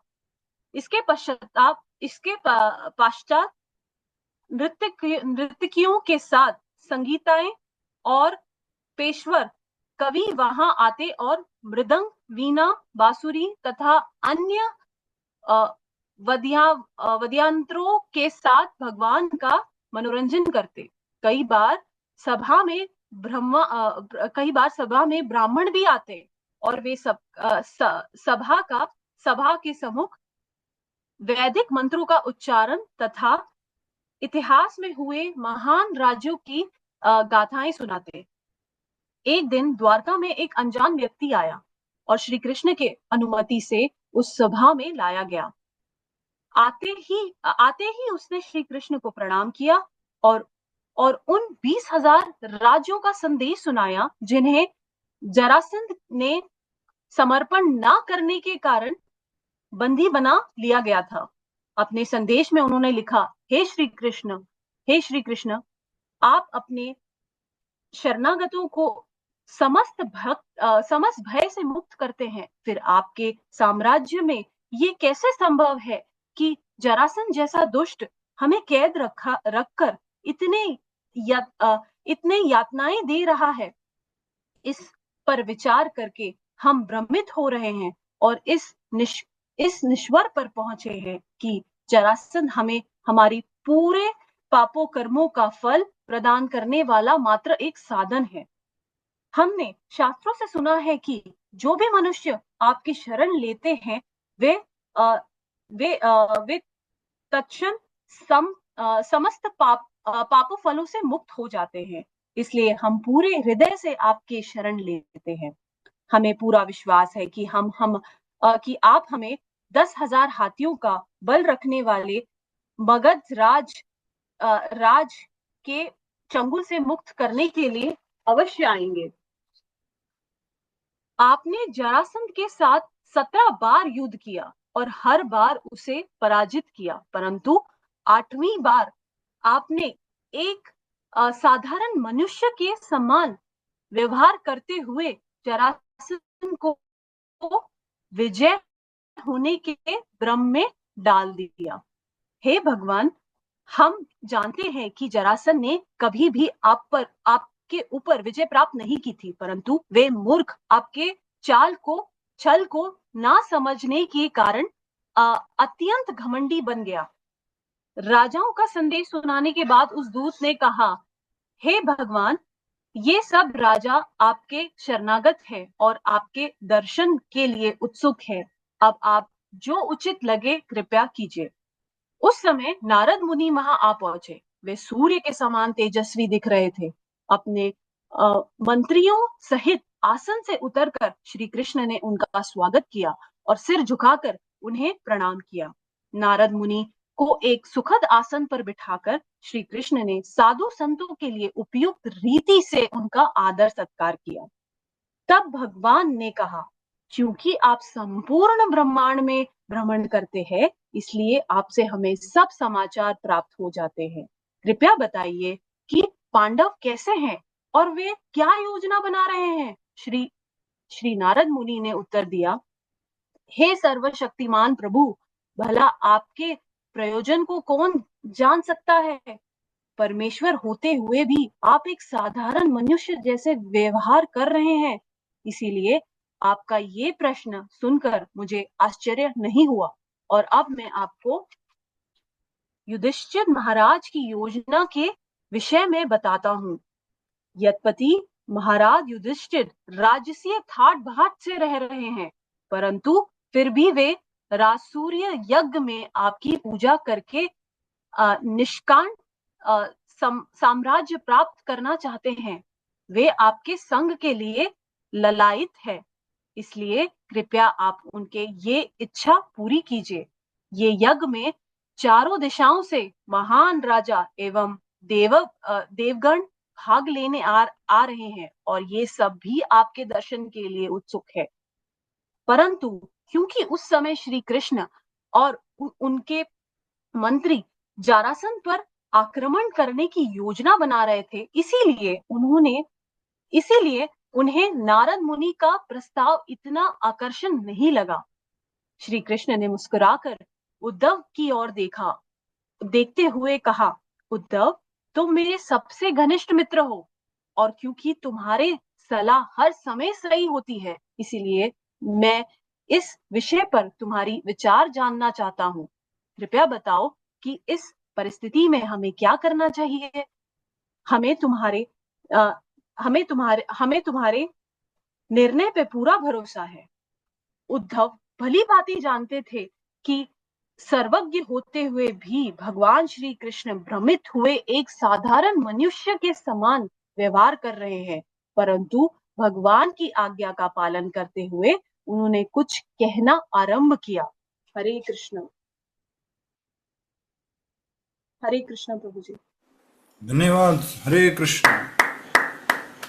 क्या कहेंगे, ऐसा लगता है हिंदी में अच्छे से न पढ़ना आते हुए भी अच्छे से आपने प्रस्तुत करने की कोशिश की है। बहुत बढ़िया, हरि बोल। हिंदी आपका बोलने और शायद पढ़ने में इतना अभ्यास नहीं है, फिर भी आपने बहुत अच्छी कोशिश की। Thank you. धन्यवाद। हरे कृष्ण। हरे कृष्ण। नेक्स्ट अध्याय 128 शाल्व और वृष्णियों के बीच युद्ध। पूर्विका माता जी प्रेजेंट है। पूर्विका माता जी, पूर्विका जी। हरे कृष्ण माता जी। हाँ जी, आपका आज आपको ये करना था ना अध्याय, आपने किया है? कौन सी माता जी? आपने वो लिस्ट चेक करी थी ग्रुप पे जो डाली थी भावना जी ने? नहीं माता जी। तो आपने नहीं किया है फिर? माता जी चैप्टर नेम आप कह सकते हो? 128 शाल्व और वृष्णियों के बीच युद्ध। Next next next. ठीक है। देख लिया करो प्रभु जी, माता जी लिस्ट कोई मेहनत बना करके डाल रहा है, एक एक को अलॉट कर रहा है थोड़ा सा।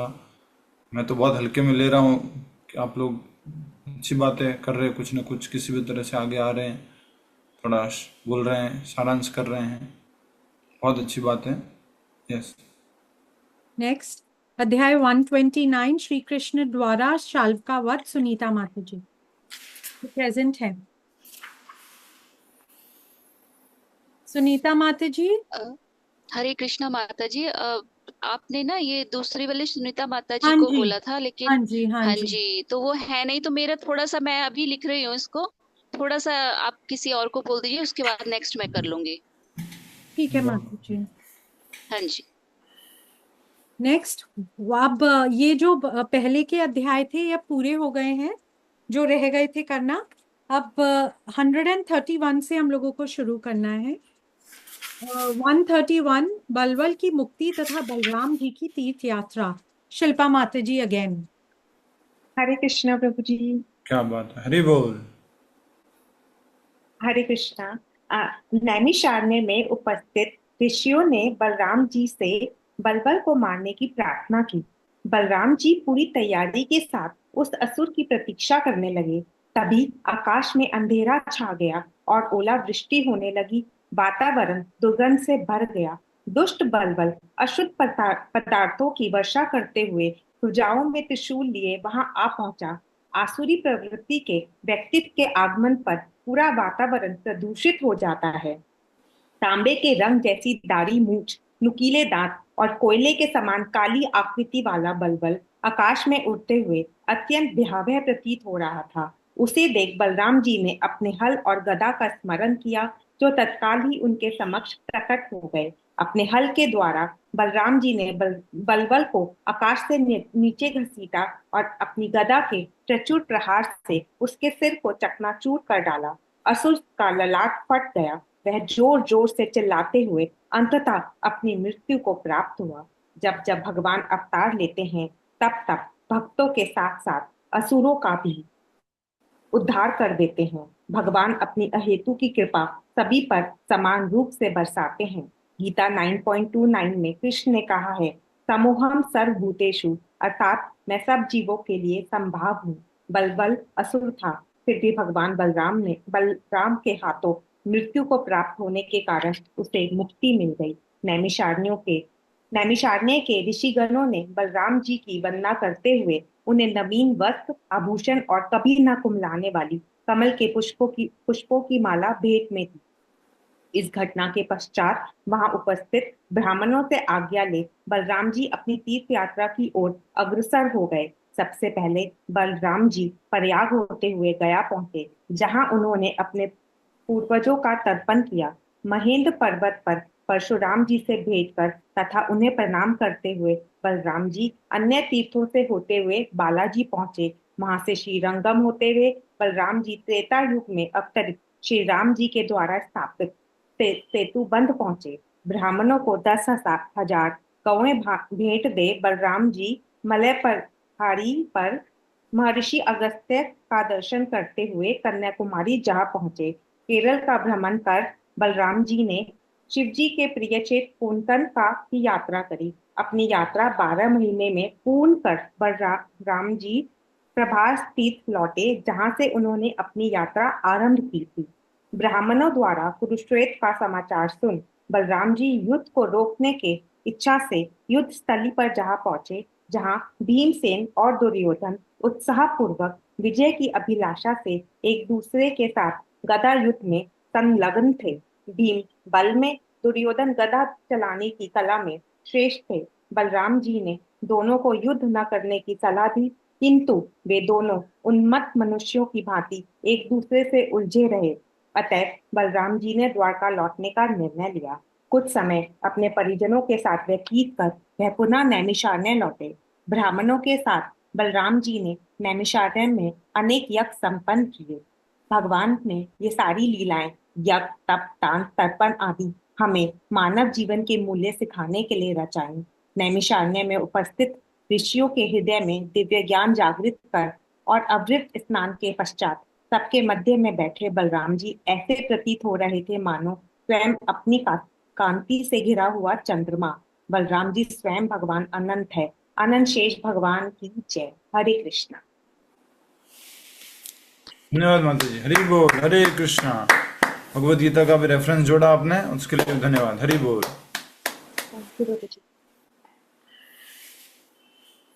अध्याय 132।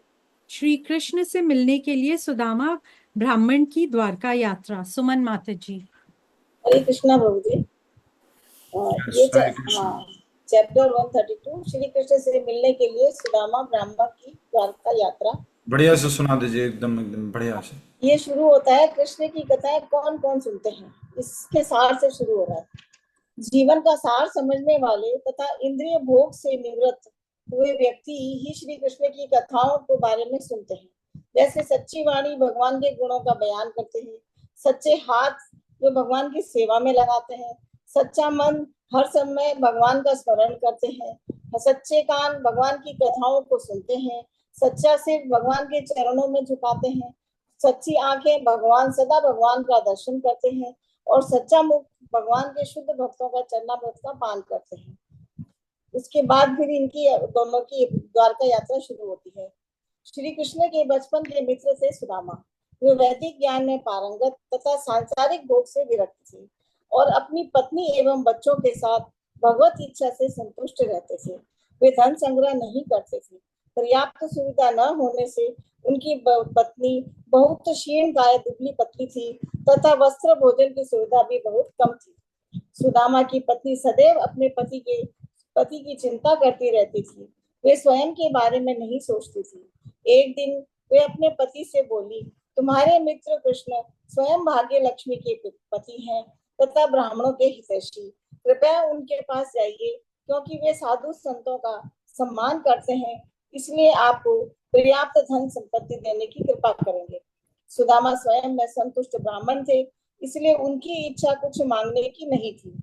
लेकिन पत्नी के कहने पर उन्होंने श्री कृष्ण से मिलने, उनके दर्शन करने तथा अपने जीवन को सर्वोच्च सौभाग्य मानने के लिए इच्छा प्रकट की। सुदामा ने अपनी पत्नी से कृष्ण को भेंट देने के लिए कोई वस्तु मांगी, लेकिन उनके पास कुछ न होने से वे अपनी पड़ोसन से 4 मुट्ठी चिवड़ा मांगकर लाई तथा फटे पुराने कपड़े में पोटली बनाकर पति को दे दी। सुदामा पोटली लेकर द्वारका के लिए निकल पड़े तथा वे सोचने लगे कि कृष्ण से मिलकर क्या क्या करेंगे। सुदामा जी द्वारका पहुंचे, उनके राजमहल में गए। कुछ ब्राह्मणों की सहायता से सेना की 3 छावनियां तथा 3 विशाल द्वार पार कर लिए। प्रश्नियों के महल से गुजरने के पश्चात सुदामा ने एक रानी के महल में प्रवेश किया। उस भव्य महल में प्रवेश करने के पश्चात सुदामा जी को लगा कि वह समुद्र में गोते लगा रही है। सुदामा जी ने श्री कृष्ण को रुक्मिणी जी के पलंग पर बैठे देखा। भगवान कृष्ण सुदामा को देखते ही पलंग से उतरे और अपने मित्र की ओर दौड़ पड़े और उन्हें गले लगा लिया। कृष्ण के शरीर का स्पर्श पाते ही सुदामा जी आनंद विभोर हो गए और आंखों से आंसू बहने लगे। सुदामा जी को रुक्मिणी के पलंग पर बिठाया तथा उनके पैर धोए और जल को अपने सिर पर छिड़का। भगवान ने उन्हें फल और कई प्रकार के पेय पीने को दिया। उनके शरीर पर अगरू, चंदन, केसर का लेप लगाया, उनकी आरती उतारी और मधुर स्वर में उनका स्वागत किया। सुदामा जी की काया जीर्ण शीर्ण थी तथा फटे पुराने वस्त्र पहने हुए थे। स्वयं लक्ष्मी देवी रुक्मिणी जी ने उनको पंखा झल रही थी। उनकी दीन दशा देखकर बाकी सारी रानियां विस्मित नजरों से ये सब देख रही थी कि किस प्रकार भगवान सुदामा जी का अवभगत कर रहे हैं। वे सोच रही थी कि कृष्ण तो बलराम जी तथा रुक्मिणी जी के ही आलिंगन करते हैं, तो सुदामा जी का आलिंगन कैसे किया। श्री कृष्ण तथा सुदामा जी अपने बचपन की यादों को ताजा करने लगे। गुरुकुल में वे कैसे रहते थे और कैसे अध्ययन करते थे। भगवान ने सुदामा जी से उनकी पत्नी तथा गृहस्थ जीवन के बारे में पूछा। उनसे धन संग्रह की इच्छा के बारे में जानना चाहते थे। क्या तुम्हारी धन संग्रह की इच्छा नहीं है? परमात्मा रूप में भगवान किसी व्यक्ति के पूजा पाठ, ब्राह्मण, दीक्षा, तपस्या तथा आत्मनियम से उतना प्रसन्न नहीं होते जितना गुरु भक्ति से प्रसन्न होते हैं। भगवान सुदामा जी के साथ पुरानी गुरुकुल की यादें ताजा करने लगे तथा कहने लगे कि शायद तुम्हें याद होगा कि गुरुकुल में गुरु माता ने हमें जंगल में लकड़ी लाने के लिए भेजा था। लौटते वक्त जंगल में तूफान आया तथा मानो प्रलय होने वाला हो। हम इतने डर गए थे कि एक दूसरे का हाथ पकड़कर सारी रात गुजारी थी। सुबह जब गुरुजी ने हमें वहां नहीं देखा तो कुछ शिष्यों के साथ हमें ढूंढने निकले। हमें देखकर गुरुजी ने कहा, तुमने मेरे लिए कितने कष्ट सहे हैं। प्राणियों को अपना शरीर अत्यंत प्रिय होता है। तुमने अपना शरीर मुझे समर्पित किया तथा स्वयं की परवाह न करते हुए एक सच्चे शिष्य का कर्तव्य निभाया है तथा प्राणों सहित सर्वस्व गुरु को समर्पित किया है। मैं तुम दोनों से अत्यंत प्रसन्न हूँ तथा मेरी कामना है तुम्हारी सारी इच्छाएं पूर्ण हो तथा इस जीवन व अगले जीवन में इस ज्ञान का सार कभी नष्ट न हो।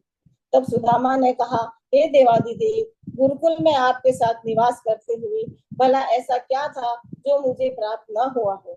इस प्रकार एक मित्र तथा एक भक्त का मिलन हुआ जो आज भी मानव जगत उसकी मिसाल देते हैं कि मित्रता हो तो सुदामा तथा कृष्ण के जैसी। हरे कृष्णा प्रभु जी।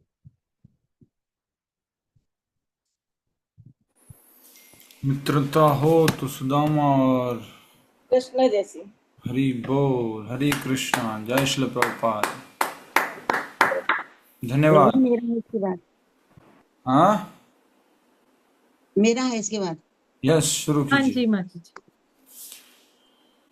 इस प्रकार भगवान कृष्ण बहुत देर तक श्रीदामा से अपने शयन कक्ष में गुरुकुल आश्रम के साथ बिताए क्षणों का स्मरण करते हुए वार्तालाप करते रहे। फिर उन्होंने सुदामा के साथ परिहास करने के लिए और उनका संकोच मिटाने के लिए मुस्कुराकर पूछा, मित्र, ये तो बताओ कि भाभी ने मेरे लिए क्या खाने को भेजा है। तुम अपने घर से मुझे देने के लिए अवश्य ही कोई वस्तु तो लाए होंगे। भाभी ने मुझे कुछ खाने के लिए तो जरूर भेजा होगा। वे जानते थे कि श्रीदामा केवल अपनी पत्नी की बात रखने के लिए मेरे पास आए हैं, किसी भौतिक वस्तु की कामना से नहीं। और इस तरह हंसी मजाक करते हुए उन्होंने सुदामा के कंधे से लटका हुआ झोला छीन लिया और उत्सुकतावश पोटली को खोलकर उसमें रखा हुआ चिड़वा देखकर बोले, यह क्या? अरे, तुम तो मेरे लिए इतना स्वादिष्ट चिड़वा लाए हो। यह तुम्हारा चिड़वा मुझे नहीं, संपूर्ण सृष्टि को संतुष्ट करेगा। इससे यह पता चलता है कि श्री कृष्ण ही संपूर्ण सृष्टि के और प्रत्येक वस्तु के मूल स्रोत तथा संपूर्ण सृष्टि के कारण है। कृष्णम तुष्टे जगत तुष्टे। और ऐसा कहते हुए उन्होंने पोटली में से एक मुट्ठी चिड़वा लिया और खाने लगे। इसके बाद जब वो दूसरी मुट्ठी चिड़वा खाने ही जा रहे थे तो भाग्य लक्ष्मी रुक्मणी देवी ने उनका हाथ पकड़ लिया और कहा कि श्री भगवान, चावल का यह एक ग्रास उसके अर्पणकर्ता को इस जीवन तथा अगले कई जीवन के ऐश्वर्यवान बनाने के लिए पर्याप्त है। भगवान कृष्ण इतने दयालु हैं कि प्रेम और भक्ति के साथ जो कुछ भी उनको अर्पण किया जाता है वे उसको प्रेम पूर्वक स्वीकार कर लेते हैं तथा भाग्य लक्ष्मी रुक्मणी उस भक्त के प्रति इतनी कृतज्ञ हो जाती हैं कि उनको अपने निवास स्थान पर व्यक्तिगत रूप से जाकर उसे विश्व के सर्वाधिक ऐश्वर्यवान घर में परिवर्तित करना पड़ता है। विद्वान ब्राह्मण सुदामा का श्री कृष्ण के महल में रात्रि बिताकर ऐसा लगा जैसे उन्होंने बैकुंठ में निवास किया हो। वास्तव में जहाँ श्री कृष्ण और भाग्य लक्ष्मी रुक्मणी निवास करते हो वह स्थान वैकुंठ लोक से अलग नहीं है। इसके पश्चात सुदामा जी प्रातः काल अपने घर के लिए चल दिए। रास्ते पर वे श्री कृष्ण के द्वारा किए गए स्वागत के बारे में सोचते रहे। अहो, भगवान श्री कृष्ण के दर्शन करना कितना सुखद है। वे ब्राह्मणों के प्रति सबसे अधिक समर्पित हैं। उन्होंने मुझ जैसे दीनहीन ब्राह्मण का आलिंगन किया और मुझको अपने भाई बलदेव जैसा सम्मान दिया, जबकि वे रुक्मणी देवी एवं दाऊ के अतिरिक्त किसी को अपने हृदय से नहीं लगाते। उन्होंने मुझे अपनी शैया पर बिठाया जिस पर भाग्य देवी श्री लक्ष्मी जी रुक्मणी विश्राम करती हैं। कहाँ मैं दरिद्र पापी दीनहीन ब्राह्मण, कहाँ कृष्ण 6 ऐश्वर्यों से पूर्ण श्री भगवान। जब मैं थक गया था तो श्रीमती रुक्मणी अपने हाथ में चामर लेकर मुझे हवा कर रही थी। श्री कृष्ण ने मेरे पैर धोए। सारा ब्रह्मांड जिनके चरणों की उपासना करता है ऐसे भगवान श्री कृष्ण ने मेरे पैर धोए, मेरे पैरों की मालिश की, अपने हाथों से मुझे भोजन कराया। इसीलिए उन्होंने मेरे ऊपर असीम कृपा की है और मुझे एक भी छदाम नहीं दिया, क्योंकि उन्होंने सोचा होगा कि धन पाकर मुझे अभिमान न आए और मैं भौतिक ऐश्वर्य के प्रति पागल होकर उनको भूल जाऊंगा। इसी प्रकार दिव्य आनंद के समुद्र में गोते लगाते हुए सुदामा जी अपने घर पहुंच गए। वहां पर सब कुछ बदल चुका था। उनकी कुटिया की जगह एक भव्य महल और सुंदर बाग बगीचे थे। अनेक दास दासियां इधर उधर घूम रहे थे। ये महल बहुमूल्य मणियों और रत्नों से बने हुए थे। इंद्र का ऐश्वर्य भी उन महलों के सामने फीका नजर आ रहा था। सुदामा को भ्रम होने लगा कि कहीं मैं किसी और जगह तो नहीं आ गया। तभी उनके सामने उनका स्वागत करने के लिए अति सुंदर स्त्री पुरुषों का एक समूह आया। उनकी पत्नी तुरंत ही 16 श्रृंगार किए अति सुंदर साक्षात लक्ष्मी के रूप में उनके समक्ष आ गईं। उनकी आंखों से प्रसन्नता के आंसू बह रहे थे और उनकी आवाज रुद्ध हो गई। आनंद में उन्होंने अपने नेत्र बंद कर लिए और अत्यंत प्रेम के वशीभूत वह अपने पति के समक्ष झुक गईं और मनी मन उनका आलिंगन किया। सुदामा जी अपनी पत्नी के रूप को और समस्त ऐश्वर्य को देखकर अत्यंत चकित थे। बिना कुछ कहे उन्होंने अपनी पत्नी के साथ समस्त ऐश्वर्य से परिपूर्ण महल में प्रवेश किया। श्री दामा विचार करने लगे कि निसंदेह यह सब धन तथा ऐश्वर्य मुझे श्री कृष्ण की अत्यंत कृपा के कारण ही प्राप्त हुआ है। मेरी केवल यही कामना है कि मेरा मन उनकी सेवा कार्य में लगा रहे। मैं उनके शुद्ध भक्तों की संगति मात्र चाहता हूँ। भगवान अपने भक्तों के प्रति हमेशा सतर्क रहते हैं कि उनका भक्त ऐश्वर्य पाकर अपनी स्थिति से नीचे ना आ जाए। वे उसके उस शुभचिंतक पिता के समान हैं जो अपने पुत्र को व्यस्त हो जाने पर जब उसको ज्ञान होता है कि धन को किस प्रकार व्यय करना है तभी अपना पूर्ण संपत्ति उसको दे देते हैं। इसलिए भगवान से प्राप्त धन ऐश्वर्य का उपयोग मैं इंद्रिय तृप्ति में नहीं करूंगा बल्कि उसे भगवान की सेवा में लगाऊंगा। सुदामा जी ने प्राप्त ऐश्वर्य का भोग वैराग्य की भावना में रहते हुए तथा इंद्रिय तृप्ति से अनासक्त रहकर किया। उन्होंने अपनी पत्नी के साथ ऐश्वर्य को भगवान का प्रसाद मानकर सभी सुख सुविधाओं का आनंद शांति पूर्वक उठाया तथा सभी वस्तुओं को भगवान को अर्पित करने के बाद ही उनका उपयोग किया। इस प्रकार भगवान श्री कृष्ण के प्रति उनका प्रेम और भक्ति प्रतिदिन बढ़ती ही चली गई और इस प्रकार वे अनुभव करने लगे कि किस प्रकार भगवान अपने भक्त के प्रेम से पराजित हो जाते हैं जबकि वे तो अजय हैं। सुदामा विप्र जैसे वैष्णव ब्राह्मण भगवान कृष्ण को अति प्रिय हैं। इस प्रकार श्री कृष्ण के विषय में स्मरण करते हुए सुदामा जी सदैव सम्मोहन में रहने लगे और उनके हृदय में जो भी भौतिक संदूषण था वह पूर्ण रूप से दूर हो गया और जल्दी ही वे वैकुंठ लोक में के वासी बन गए। हरे कृष्णा प्रभु जी। हरे कृष्णा हरि बोल। भक्त सुदामा की जय। सुदामा की जय। यस, आगे करें कि आज के लिए समाप्त करें? अभी तो कुछ आशा ही नहीं लग रही है पूरा होने का। आप लोगों को अच्छा लगा तैयारी करके? कितने लोगों को अच्छा लगा है? जिन्होंने खैर किया है उनको अच्छा लगा होगा। प्रभु जी भगवान श्री कृष्ण द्वारा शाल्व का वध। अध्याय 129 भगवान श्री कृष्ण द्वारा शाल्व का वध। अध्याय 128 में हमने अध्ययन किया कि शाल्व के सेनापति द्युमान द्वारा प्रद्युम्न पर प्रहार किए जाने पर वह अचेत हो गए, जिसके कारण उनके सारथी ने उन्हें वहां से बाहर निकाला। लेकिन जब प्रद्युम्न जी को होश आया तो वे सारथी को कहने लगे कि वीर भूमि से भागना कायरता है। अतः दोबारा वे शाल्व से युद्ध करने के लिए युद्ध भूमि में आ गए। उन्होंने अपने सारथी को द्युमान के निवास स्थान पर ले जाने का आदेश दिया। प्रद्युम्न जी ने द्युमान पर 8 तीर छोड़े, जिससे उसके सारथी और घोड़े मारे गए। प्रद्युम्न जी ने उसकी ध्वजा व धनुष को काटने के साथ साथ द्युमान का सिर धड़ से अलग कर दिया। 27 दिन तक यह भीषण युद्ध चला। इधर इंद्रप्रस्थ में भगवान श्री कृष्ण को राजसूय यज्ञ की समाप्ति पर अनेक अपशगुन दिखने लगे। वह विचार करने लगे कि द्वारका में मेरी अनुपस्थिति में शिशुपाल के मित्र कहीं वहां आतंक न मचा रहे हों। कुरु वृद्धों एवं ऋषियों और सभी से विदाई लेकर श्री कृष्ण ने अपने पुत्रों के साथ द्वारका में प्रस्थान किया। उन्होंने द्वारका को अस्त व्यस्त हालत में देखा। बलराम जी को द्वारका नगरी की सुरक्षा का कार्यभार सौंपकर श्री कृष्ण ने दारुक को आदेश दिया कि वह उन्हें शाल्व के पास ले जाए। शाल्व के पास कई मायावी शक्तियां हैं, अतः मुझे वहां शीघ्र ही पहुंचना होगा। गरुड़ ध्वजा गरुड़ ध्वजा को देखते ही यदु समझ गए कि श्री कृष्ण युद्ध भूमि में आ चुके हैं। श्री कृष्ण को समीप आते देखकर शाल्व ने अपना भाला श्री कृष्ण के पास घुमाकर फेंका। श्री कृष्ण ने उसके टुकड़े टुकड़े करके शाल्व पर 16 बाण छोड़े तथा शाल्व ने भगवान की बाईं ओर इतने जोर से प्रहार किया कि उनका शारंग धनुष उनके हाथ से नीचे गिर गया।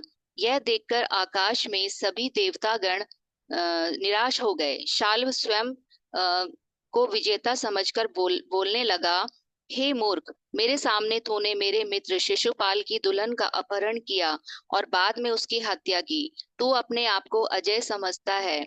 मैं आज अपने तीखे बाणों से तुझे यमलोक पहुंचाकर रहूंगा। भगवान श्री कृष्ण ने कहा कि सच्चे वीर केवल बातें नहीं करते हैं बल्कि अपने पराक्रम से शक्ति प्रदर्शन करते हैं। यह कहकर भगवान ने शाल्व की हंसली पर जोरदार प्रहार किया जिससे वह कांपता हुआ खून की उल्टी करने लगा, लेकिन शाल्व वहां से अदृश्य हो गया।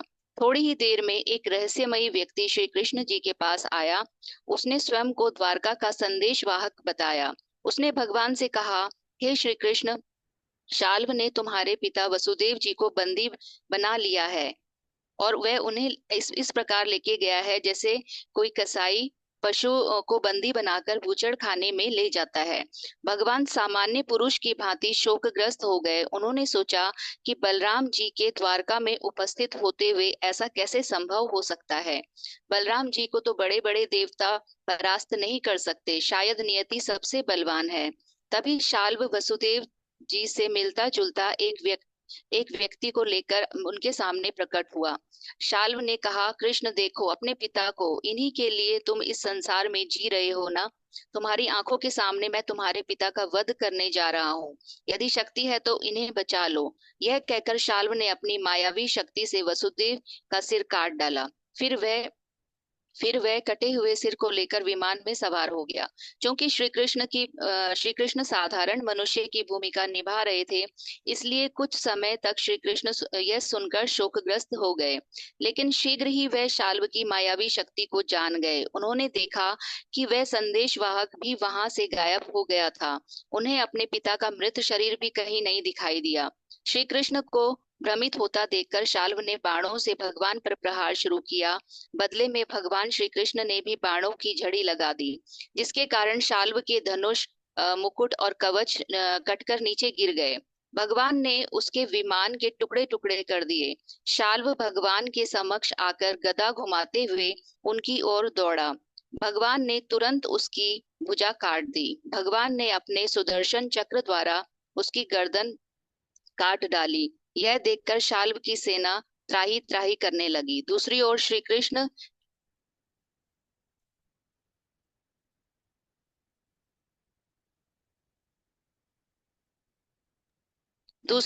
कृष्ण की विजय का उत्सव मनाने के लिए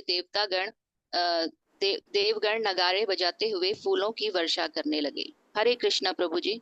हरि बोल। हरे कृष्णा। धन्यवाद। अभी आगे का छोटा भाग है तो कर लेते हैं, नहीं तो जैसा। वंदना माता जी। जी प्रभु जी, मैं करूँ? अगर छोटा है तो। छोटा है प्रभु जी। कीजिए कीजिए कीजिए। और स्क्रीन शेयरिंग क्यों कर रहा है?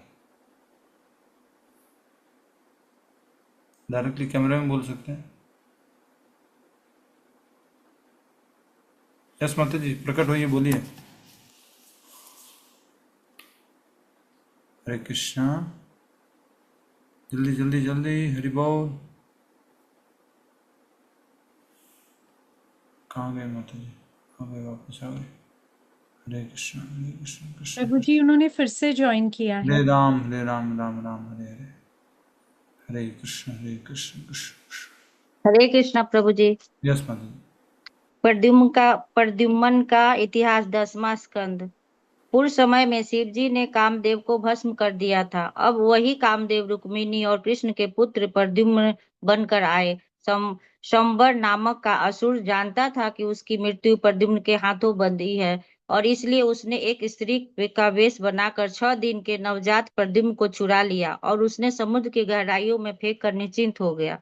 एक बड़ी मछली ने एक बड़ी मछली ने निगल गया और कुछ ही समय में अन्य मछलियों के साथ एक मछुआरे के जाल में जा फंसी। वह दैववश वो मछली संबरासुर के पास ही पहुंची और उसने उसे पकाने के लिए अपने रसोइये को दे दिया।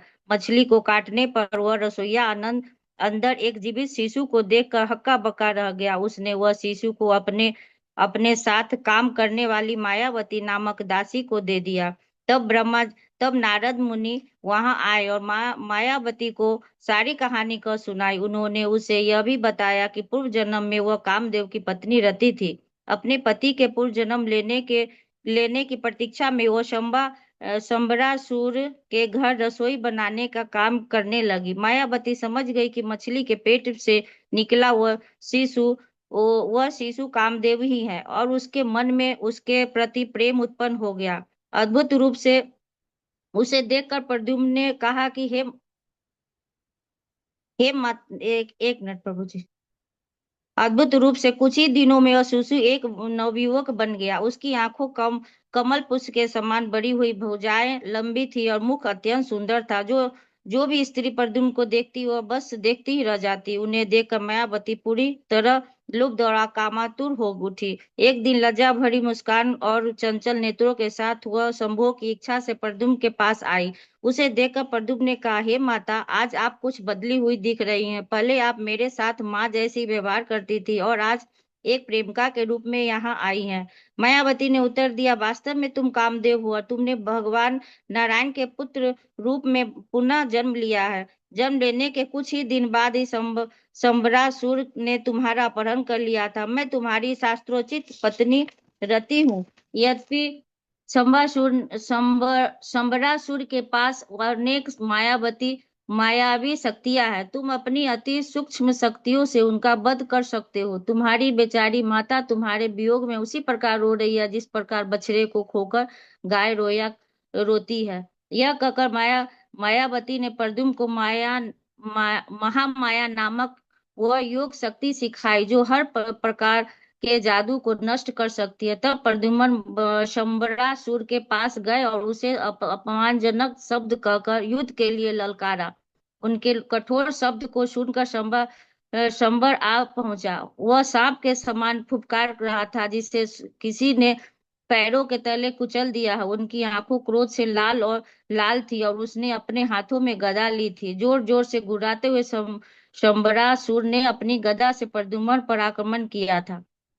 अंततः प्रद्युम्न ने अपनी तलवार उठाई और लाल मूछे, मुकुट तथा कुंडलों से सजे उस असुर के सिर को धड़ से अलग कर दिया। देवगण पुष्प वर्षा करने लगे और मायावती तुरंत वहां प्रकट होकर प्रद्युम्न को आकाश मार्ग से द्वारका ले गई। जब वे दोनों श्री कृष्ण के महल के भीतर पहुंचे तो प्रद्युम्न के श्याम रंग पित्त वर्ण लंबी भुजाएं, लालिमा युक्त नेत्रों, कमल जैसे मुख पर छाई मंद मुस्कान तथा घने घुंघराले बालों को देखकर वहां अनेक स्त्रियों को भ्रम हुआ कि अचानक श्री कृष्ण आ गए हैं।